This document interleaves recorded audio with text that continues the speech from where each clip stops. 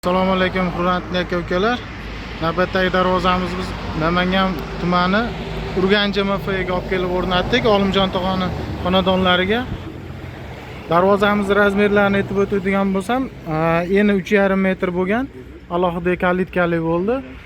Bo'yi 380 sm bo'ldi. Darvozamizni kvadrat metrini 1,750,000 so'mdan olib kelib o'rnatib berdik. Darvozamizning materiallar chetlari shviller bo'lgan. 12 ga 5 lik rossiyskisidan bo'lgan.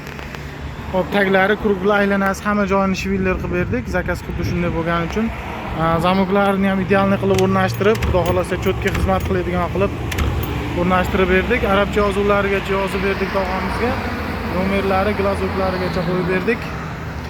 Kimga mana shunday xizmatlar kerak bo'ladigan bo'lsa, ekrandagi nomerlarga murojaat qilaverasizlar.